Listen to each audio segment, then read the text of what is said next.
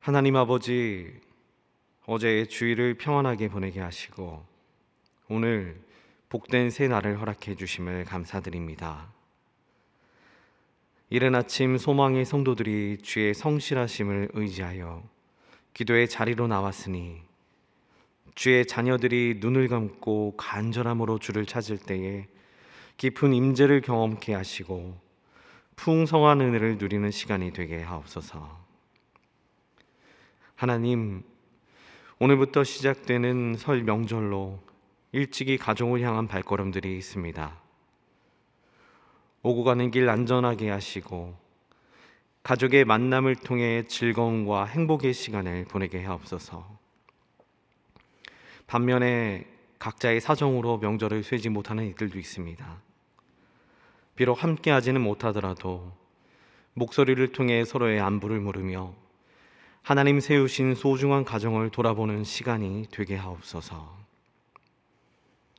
하나님 아버지, 이러한 명절이 어려운 사람들도 있습니다. 오래 묵은 갈등과 오해로 인해 불편한 감정이 쌓여 가족임에도 만남이 서먹서먹한 이들이 있고 쉼없는 일상의 연속인 것 같아 힘든 이들도 있습니다. 주님, 혹여나 이같이 불편한 만남이 있거든 주님 주신 지혜와 마음으로 평안 얻기를 소망합니다.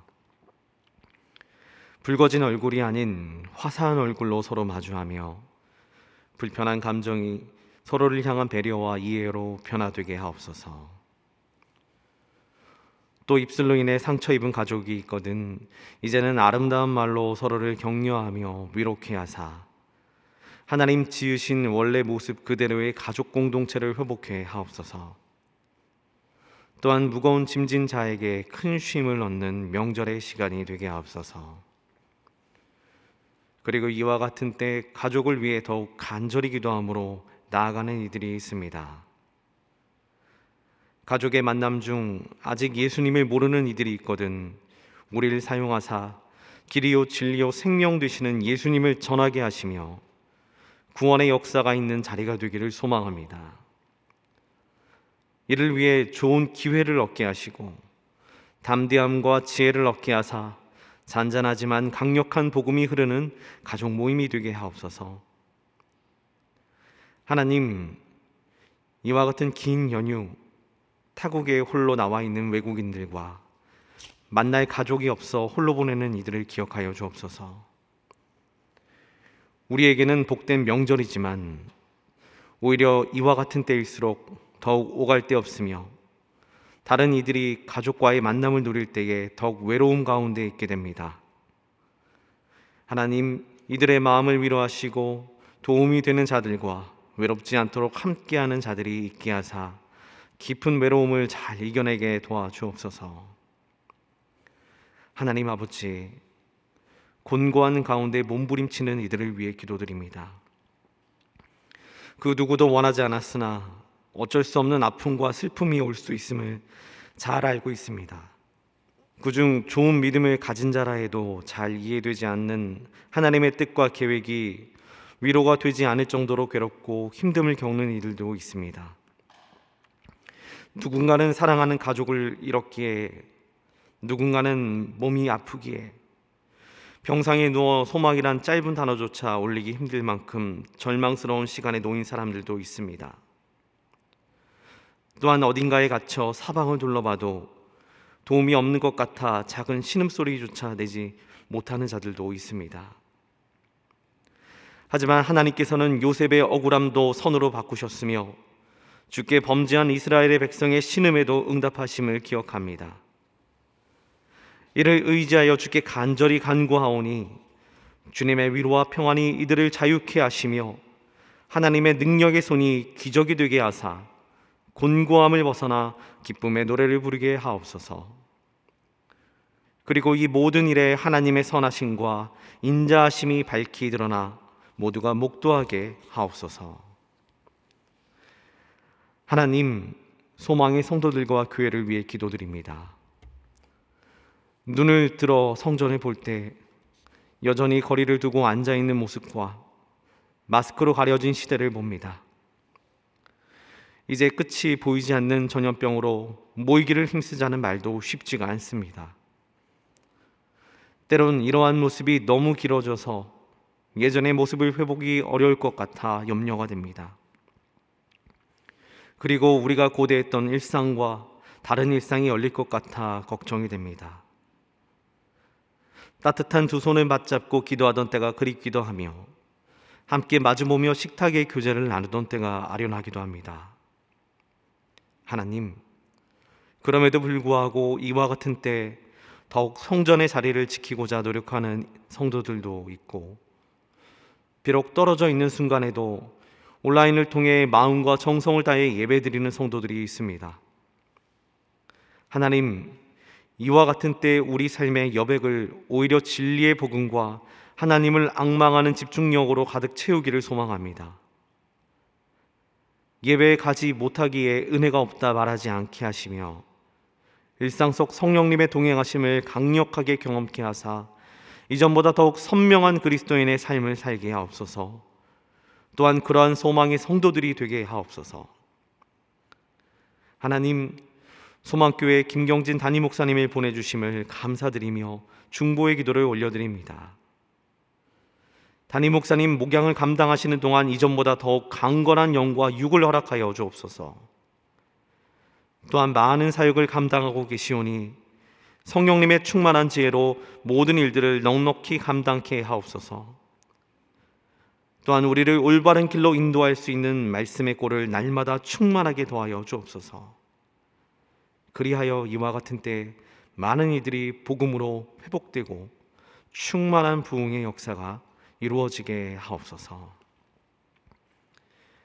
하나님, 오늘도 병상에 누워있거나 질병으로 고통당하는 소망의 성도들을 위해 간절히 기도드립니다. 하나님의 자비하심과 은혜를 간절히 구하며 병의 나음과 빠른 회복을 기도드리오니 긍휼히 여기사 기적을 일으켜 주옵소서. 죽은 세포가 다시 회복하며 병든 부위가 새로워지고 찢기고 상한 곳이 말끔히 낫게 하여 주옵소서. 하나님, 이제 말씀 앞으로 다가갑니다. 우리의 마음을 여사 주시는 말씀 붙들고 순종의 삶을 살도록 다짐하게 하시며 은혜와 복이 넘치는 하루가 되게 하옵소서. 이 모든 간구 거룩하신 예수님의 이름으로 기도드립니다. 아멘. 오늘 우리에게 주신 말씀은 잠언 16장 10절에서 15절의 말씀입니다. 잠언 16장 10절에서 15절의 말씀을 우리 다 함께 합독하도록 하겠습니다. 하나님의 말씀이 왕의 입술에 있은즉 재판할 때에 그의 입이 그르치지 아니하리라. 공평한 저울과 접시 저울은 여호와의 것이요 주머니 속의 저울추도 다 그가 지으신 것이니라. 악을 행하는 것은 왕들이 미워할 바니 이는 그 보좌가 공의로 말미암아 굳게 섬이니라. 의로운 입술은 왕들이 기뻐하는 것이요 정직하게 말하는 자는 그들의 사랑을 입느니라. 왕의 진노는 죽음의 사자들과 같아서 지혜로운 사람은 그것을 쉬게 하리라. 왕의 희색은 생명을 뜻하나니 그의 은택이 늦은 비를 내리는 구름과 같으니라. 아멘. 오늘 우리에게 주신 말씀은 두 대상을 두고 잠언을 선포하고 있습니다. 오늘 말씀에 나오는 대상이 두 명이라고 생각을 하면 참 좋을 것 같습니다. 첫 번째는 왕이라고 하는 입장에서 들어야 할 교훈이 될 것이며, 두 번째는 그 왕을 바라보거나 보필하는 자들에게 주는 교훈이라고 우리가 볼 수가 있습니다. 근데 갑자기 왕이라고 하니까 요즘 시대와는 잘 맞지 않는 이야기 같지만 그 대상을 지금 요즘 시대에 맞춰가지고 저에게 바꿔보면은 지금 우리에게도 잘 적용되는 말씀이라고 할 수 있습니다. 먼저 여기에서 이야기하는 왕을 우리가 생각하는 왕이라고 생각하는 것보다 어떠한 일에 대한 결정권자로 대입해 놓고 봅시다. 예를 들어 가지고 상사나 높은 사람들, 혹은 우리 자신을 그 자리에 있는 자로 생각해 볼 수 있습니다. 내가 상사거나 내가 높은 자리에 있거나 결정권자의 자리에 있거나, 아니면 그러한 자가 아니라 할지라도 그런 사람과 함께하는 사람들에게 주시는 교훈이라고 생각을 한다면 실생활에도 굉장히 의미가 있는 말씀이 되리라고 봅니다. 아울러 가지고 이제 얼마 남지 않은 대선에 있어서 이와 같은 지도자가 나오게 하소서라는 기도 제목으로도 사용하면 좋겠다 싶기도 했습니다. 이런 전제를 기억하며 오늘 말씀을 함께 나누어 보겠습니다. 오늘 본문은 이제 갑자기 왕의 이야기가 뜬금없이 나오는 것 같아 보이지만 이전에 우리가 보았던 잠언 16장 1절에서 9절의 말씀을 보면 그 맥락을 이해하기가 조금 쉽습니다. 우리 그 앞부분이지만 9절의 말씀을 함께 읽어보도록 하겠습니다. 사람이 마음으로 자기의 길을 계획할지라도 그의 걸음을 인도하시는 이는 여호와시니라. 잠언 16장 1절에서 9절의 말씀이 가르쳐주는 바 모든 사람의 위치와 계획 그리고 결정은 하나님의 주권과 인도하심에 있다라고 이야기를 하고 있습니다. 그래서 9절의 말씀에 사람이라는 단어를 왕으로 바꾸어 읽어보면은 왕이 마음으로 자기의 길을 계획할지라도 그의 걸음을 인도하시는 이는 여호와이시니라 라고 볼 수가 있습니다. 그렇기 때문에 오늘의 말씀을 잘 들여다보면은 아무리 왕이라 할지라도 또한 높은 자리에 있고 많은 권한을 가진 사람이라 할지라도 하나님의 주권 아래, 하나님의 주관하심 아래 있다는 이야기가 됩니다. 그러면서 교훈하기를 그러기 때문에 왕도 하나님의 질서와 공의에 맞게 백성과 나라를 다스리는 것이 중요하며 심지어 백성들도 그러한 마음을 가지고 지도자를 바라봄이 옳다고 가르치고 있는 것입니다. 이 본문 배경에 대해서 몇몇 학자들의 견해를 보자면 이제 본절의 말씀은 히스기야 시대 때 주신 잠언으로 보는데 히스기야 전까지 수많은 왕들의 이제 과오를 돌아보므로 결국은 하나님의 인도하심을 따르는 것이 왕의 옳은 길이야 라고 가르쳐주는 아주 중대한 교훈으로 볼 수도 있습니다.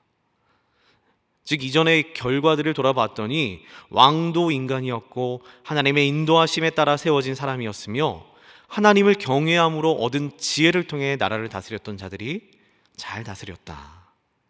이와 같은 경험적 교훈을 주는 것이라고 할 수 있습니다. 여러분, 그렇기 때문에 세상의 통치도 하나님의 빈틈없는 주권 아래에 있음을 오늘 말씀이 이야기하는 거라고 저희는 생각해 볼 수 있습니다. 그리고 우리의 일상으로 이것을 넓은 폭으로 가져온다면 우리의 삶도 빈틈없는 하나님의 개입하심이 있다는 매우 신앙적 가치가 있는 잠언이라고 할 수가 있습니다. 자, 그럼 다시 오늘의 말씀으로 더 깊이 들어가 보도록 하겠습니다. 10절의 말씀을 다 함께 읽어보겠습니다. 하나님의 말씀이 왕의 입술에 있은즉 재판할 때에 그의 입이 그르치지 아니하리라. 오늘 이 본문을 잘못 해석하면은 왕들의 판단이 곧 하나님의 말씀 같아서 그의 판단은 오류가 없다라고 해석할 수가 있습니다. 그렇게 보이기도 합니다. 하지만 9절 말씀을 전제로 해서 보면 이야기가 조금 달라집니다. 9절의 말씀처럼 하나님의 뜻을 따르는 왕이 전제가 되어서 하나님을 경외함으로 인도함과 선택함을 받은 왕이라면, 하나님을 경외하는 왕이라면 그 입술에서 나오는 판결도 하나님의 인도하신 가운데 있다라고 해석할 수가 있습니다. 왕의 판결이 틀린 것이 아니라 하나님의 인도하심을 받는 왕이라면, 이는 왕의 판단이 무조건 옳다라기보다는 그의 판단조차 하나님의 주권 아래에 있다라는 의미로 해석이 됩니다. 그리고 이쯤에서 말씀을 다시 한번 들여다보니까 요즘 나누기 어려운 주제 하나와 연결이 되어 있음을 저는 발견했습니다. 요즘 나누기 어려운 주제 중 하나가 바로 로마서 13장에서 이야기하는 권위에 굴복하라, 이 이야기와 연결이 됩니다. 여러분, 다 그런 것은 아니지만 세대가 많이 달라졌습니다. 젊은이들과 이제 사역을 하다 보면은 가장 크게 달라지고 부딪히는 부분 중에 하나가 바로 권위를 대하는 모습입니다. 아무리 어른이라고 해도, 아무리 높은 사람이라 해도 요즘 젊은 사람들은 네 하고 순종하는 것은 보기가 어려워졌습니다. 그래서 아무리 목회 방향이 이렇고 말씀은 이렇다 설명을 해줘도 잘 납득이 되지 않거나 수용할 수 없으면은 조금 갸우뚱하는 모습이 종종 벌어집니다. 그런데 그때마다 목회자 입장에서 드는 생각은 말씀이죠. 권위에 굴복하는 거 굉장히 중요한데, 근데 이는 권력이 내가 더 세니까 내 말을 들어라고 하는 것이 아니라 권위는 곧 하나님 세우신 질서에 관련된 말씀을 주신 거라고 생각을 합니다. 근데 그와 관련해서 우리가 너무 부정적으로 보는 것이 아닌가 싶기도 했습니다. 사역을 할 때도 그렇고 일을 할 때도 그렇고 때로는 우리가 옳은 것 같은데, 내가 옳은 것 같은데 라는 생각이 들 때도 있습니다. 혹시 그럴 때 여러분들은 어떻게 하십니까? 그럴 때 우리는 어떤 마음으로 판단을 해야 될까요? 저 사람 이야기도 옳은 것 같고 여기도 옳은 것 같고 심지어 나도 옳은 것 같은데 그 어느 것 하나 하나님 뜻을 벗어난 것 같지 않은데 어떤 마음으로 판단을 해야 하겠습니까? 누구는 그럽니다. 하나님의 응답을 기다려야지요. 네, 맞습니다. 하지만 이미 응답을 주셨을 수도 있습니다. 이런 고민은 참 쉽지가 않습니다. 이게 제가 섬겼던 교회 목사님을 통해 배웠던 교훈을 잠시 나누어 보자면, 이제 어떤 사역을 하기 위해 팀이 꾸려졌습니다. 거기에는 팀장을 비롯해 여러 목사님들이 협업을 했습니다. 다 비슷한 연배의 목사님들이셨고 모두 다양한 분야에서의 경험들이 많은 분들이셨습니다. 그런데 그중 팀장으로 뽑힌 분의 의견과 팀원으로 뽑힌 사람들의 의견이 다르기 때문에 마찰이 일어났습니다. 그 누구의 판단도 잘못되었다라고 이야기할 수가 없을 만큼 훌륭한 의견들이었습니다. 근데 그와 같은 일들이 대립되던 그 상황에, 불편한 그 상황에 그 교회 담임 목사님께서 개입하셔서 이렇게 정리를 해주셨습니다. 혹시 둘 다 하나님의 뜻 같아 보이고 옳은 길이라고 생각된다면 하나님께서 세우신 질서를 따르는 것이 응답입니다. 팀장님 이야기 따라주세요. 그때 깨우쳤습니다. 질서도 하나님의 방법이자 응답일 수가 있구나. 저는 오늘 말씀을 묵상하며 권위에 굴복하라, 이에 대한 근거를 찾게 된 것이 오늘 잠언 말씀이라고 생각했습니다.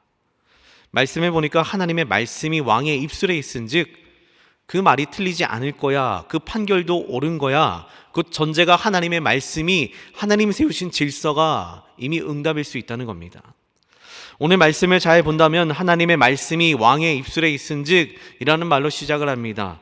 우리는 어떠한 일에 대한 판단을 하는 데 있어서 하나님의 말씀을 따르고 그분이 세우신 질서에 맞게 선택하는 것이 이것도 또 하나의 응답입니다. 때로는 판단에 이견이 없는 것도 있습니다. 때로는 우리가 판단하는데 모두가 만장일치하는 것도 있습니다. 예를 들어가지고 물건을 훔친 자에게 있어서 말씀은 훔치지 말라 하셨으니 그 자의 행위는 죄가 됩니다. 여기에는 이견이 아무도 없습니다. 그렇게 판단하는 데는 아무도 이견이 없습니다. 그래서 판단은 죄값을 치러야 한다로 모두가 만장일치할 것입니다. 하지만 모든 일이 이처럼 하나님의 말씀이 쉽게 적용되어 판단될 수는 없다는 것을 우리가 잘 알고 있습니다. 때로는 이도 맞는 것 같고 저도 맞는 것 같습니다. 이땐 판단의 권한을 가진 이에게 가서 묻는 것이 옳은 질서라고 저는 생각합니다. 성경에서 솔로몬의 재판 같은 것을 예로 들 수 있습니다. 한 아이를 두고 두 엄마가 싸우는 이야기를 우리는 말씀을 통해 접해봅니다. 이에 솔로몬은 하나님의 지혜로 현명한 판단을 합니다. 결국 판단을 하는 자, 판단을 받는 자 모두 하나님의 인도하심을 구해야 함을 교훈으로 주는 오늘 잠언이라고 저는 보았습니다. 그렇기 때문에 이는 곧 우리에게 이렇게 해야 돼 라고 하는 가르쳐주는 신앙적 경험과 행위보다는 우리의 마음의 순서를 하나님의 마음과 일치하기 위해선 하나님의 마음이 어디 있는가를 가르쳐주는 중요한 신앙적 잠언이라고 보았습니다. 여러분, 때론 우리도 하나님의 지혜를 구하며 선택을 해야 할 때가 있습니다. 판단하는 일을 바라보는 입장에서 올바른 선택이 이루어지기를 바랄 때도 있습니다. 하지만 이는 판단의 옳고 그름의 문제라기보다는 하나님의 선택하심이, 선하심이 어떤 선택을 통해 흘러가느냐, 이루어져 가는지를 보게 하는 지혜임을 알 수 있습니다. 이 선택도 맞고 저 선택도 맞다면 어느 것이 옳으냐를 하나님께 묻는 것이 아니라 어느 선택을 통해, 어느 판단을 통해 하나님이 역사하시느냐, 이것을 바라보라는 것이 지혜입니다. 하나님은 실수하지 않으시기 때문입니다. 이를 믿을 때에 우린 질서를 통해 이루어가는 하나님의 역사를 보게 됩니다. 예를 들어가지고 요셉을 봅시다. 요셉의 팔려간 일은 인간이 보기에 형들의 악한 선택 때문이었습니다. 하지만 결과적으로 요셉이 총리가 되면서 고백을 합니다. 당신들의 그릇된 선택도 선으로 바꾸셔가지고 생명을 구하게 되었다라고 요셉이 고백을 합니다. 어찌 보면 우리가 소망하는 판단과 방향과 결과가 다를 수가 있습니다. 우리가 개인적으로 생각하는 그 판단과 우리가 원하는 결과가 다를 수가 있습니다. 때로는 왕도 이야기를 하면 이 말이 맞는 건가 싶을 때가 있을지도 모릅니다. 우리도 그렇습니다. 그럼에도 하나님의 말씀을 의지하며 살아가는 사람, 하나님의 말씀을 기준으로 삼는 왕의 판단은 하나님께서 책임져 주신다는 이야기라고 할 수도 있습니다. 이에 우리도 하나님의 말씀을 입에 두어 하나님의 인도하심을 바라며 살아야 됩니다. 이 말씀을 보니까 우림과 둠밈의 이야기가 떠오릅니다. 출애굽을 한 이스라엘 백성들에게 어려운 판결을 내려야 할 때 제사장은 우림과 둠밈 중에 하나를 꺼내가지고 판결을 하곤 했습니다. 그리고 판결을 받는 사람들은 거기에 대해서 웬만하면 토를 달지 않습니다. 왜냐하면 그게 바로 하나님의 인도하심을 따르는 모습이었고 사람들의 마음이 그와 같았기 때문입니다. 교회 일도 그렇고 세상 일도 그렇고 모든 것이 내 마음대로 드는 것 같지 않고 내 뜻대로 움직이는 것 같지 않고 선택대로 되지 않음을 잘 알고 있습니다. 그러나 하나님께서 우리를 다스리심을 믿는다면, 또한 지도자가 하나님을 경외하는 자라면 이를 따름이 중요하다는 이야기를 던져줍니다. 그렇다면 우리는 그 질서 믿고 따라가보는 것도 하나님의 길일 거야. 그리고 이후부터는 인도함을 받는 자가 갖춰야 될 덕목들을 이야기합니다. 11절은 공평한 저울과 접시 저울은 여호와의 것이요 주머니 속의 저울 추도 다 그가 지으신 것이니라 라고 이야기하고 있습니다. 곧 이는 하나님께서 가장 좋아하는 마음이 바로 공정과 공의, 공평임을 알 수가 있습니다. 그렇기 때문에 왕도 그렇고 하나님의 인도하심을 믿는 자들도 그렇고 이 공정과 공의에 대한 기준을 늘 가지고 살아야 됨을 다시 한번 이야기해 줍니다. 우리나라도 그랬다고 하죠. 고기 한 근의 측량이 정확하지 않을 때 고기 장수 마음대로 줬다는 이야기를 들었습니다. 여러분, 때로는 도량의 기준이 명확하지 않고 사람에 따라 달라지는 무게의 기준은 억울한 사람을 많이 만들었던 것 같습니다.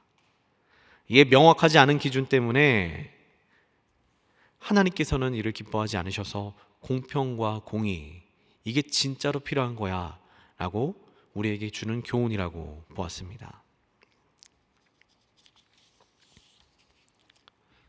또한 이는 우리 실생활을 살아가는 우리에게도 적용되는 말일 겁니다. 이 말씀의 비유는 사실 상거래를 하는 사람들의 비유였겠지요. 공평한 저울, 추, 중요하다. 왜냐하면 하나님께서도 그와 같은 것에 개입하시고 그와 같은 규례를 엄격하게 보신다라는 이야기이기도 합니다. 여러분, 우리가 공정하지 않다면, 공의롭지 않다면 하나님 뜻에 어긋나는 선택할 수 있습니다. 그리고 또한 어긋날 수 있는 것은 하나님의 질서라는 것을 잊어버리면, 내 뜻이 더 옳다라고 여겨지면은 그러면 하나님의 뜻에 벗어나는 일일 수도 있습니다. 또한 12절 말씀에 넘어가 보니까 악을 행하는 것은 왕들이 미워할 바니 이는 그 보좌가 공의로 말미암아 굳게 섬이니라. 여기에서는 의롭고 선을 행하는 것을 강조하고 있습니다. 또한 의롭고 선을 행한다는 것은 악을 멀리하고 미워해야 함을 의미를 가지고 있습니다. 어찌 보면 당연한 이야기 같기도 합니다. 의롭기 때문에 악을 미워하며 악하기 때문에 의를 멀리하는 것 같이 이것이 이치같이 보이지만 실제로는 너무나 다릅니다. 의로움과 악을 동시에 가까이 할 수 있는 것이 바로 인간입니다. 때로는 의롭기도 하고 때로는 악을 행하기도 합니다. 물론 빛과 어둠이 같이 있을 수는 없지만 분별이 없는 의로움은 악으로 행할 수 있기 때문입니다. 이게 지도자의 입장에서, 결정권자의 입장에서 갖춰야 될 덕목 중에 하나가 바로 공의로운 눈입니다. 어느 것이 악인지 어느 것이 의인지. 이 말씀은 매우 당연하면서도 어려운 말씀이라고 이야기 드리는 것입니다. 그리고 이제 13절의 말씀, 의로운 입술은 왕들이 기뻐하는 것이요 정직하게 말하는 자는 그들의 사랑을 입느니라. 여러분, 이 본문은 왕과 함께하는 자들에게 있어서의 충원과 진솔한 이야기의 중요성을 이야기합니다. 물론 여기에서도 전제는 하나님의 공의에 합당한 진언을 올리는 것을 이야기합니다. 그리고 이와 같은 행위는 왕의 올바른 판단과 공의에 함께 참여함이 되기에 그 기쁨을 같이 누리게 된다는 의미를 가지고 있습니다.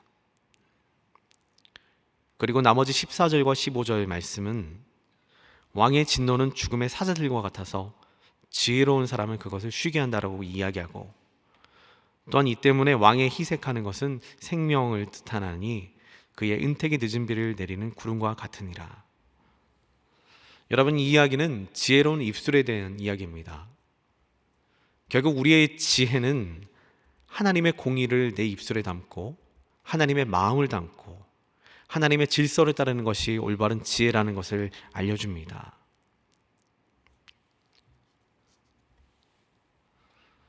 여러분, 이와 같은 지혜로운 입술은 자기 자신을 보호해주며 또한 은혜를 상기시켜주며 하나님의 질서와 하나님의 뜻을 밝히 보여주는 데 매우 중요한 역할을 합니다.